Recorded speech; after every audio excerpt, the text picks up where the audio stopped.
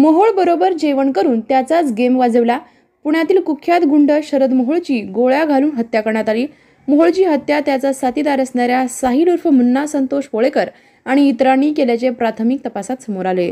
एवढेच नव्हे तर हत्येपूर्वी शरद मोहोळ आणि आरोपींनी मोहोळ याच्या घरी एकत्र जेवण केल्याची माहितीही उघडकीस आली आहे। शरद मोहोळ याच्या लग्नाचा वाढदिवस होता, त्यामुळे त्याचे साथीदार साहिल उर्फ मुन्ना पोळेकर व इतर मोहोळच्या घरी आले होते। सर्वांनी एकत्र मिळून जेवण केले व जेवण झाल्यानंतर सर्वजण बाहेर पडले। शरद मोहोळ पुढे व साहिल उर्फ मुन्ना पोळेकर व इतर त्याच्या मागून चालत होते। मागून चालणाऱ्या साहिल उर्फ मुन्ना पोळेकरने त्याच्याकडील बंदुकीतून गोळ्या झाडण्यास सुरुवात केली। यात आरोपींनी 4 राऊंड फायर केले। त्यातील पहिली गोळी मोहोळच्या पायाला तर 2 गोळ्या पाठीवर लागल्या। त्यामुळे हल्ला कोणी केला हे बघण्यासाठी शरद मोहोळ पाठीमागे वळला। त्यावेळी आरोपींनी चौथी गोळी झाडली, ती मोहोळच्या थेट छातीवर लागली।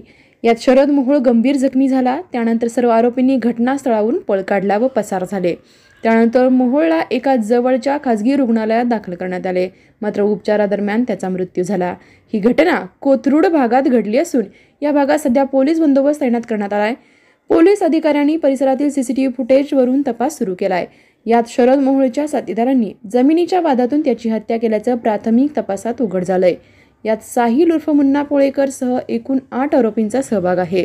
विशेष बाब म्हणजे या 8 आरोपीत 2 वकिलांचाही सहभाग आहे। रवींद्र पवार आणि संजय उडान अशी त्यांची नावं आहेत। सर्व आरोपी हत्येनंतर साताऱ्याकडे पळून चालले होते, मात्र त्यांना पोलिसांनी अटक केली आहे।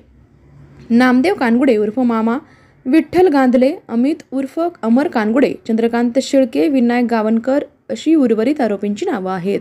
आरोपींकडून पोलिसांनी 2 दुचाकी व 3 पिस्तूल जप्त केली आहेत। यातल्या काही आरोपींचे शरद मोहोळशी आर्थिक व जमिनीबद्दल वाद होते। त्याचा बदला घेण्यासाठी आरोपींनी मोहोळच्या हत्येचा कट रचल्याची माहिती समोर येत आहे।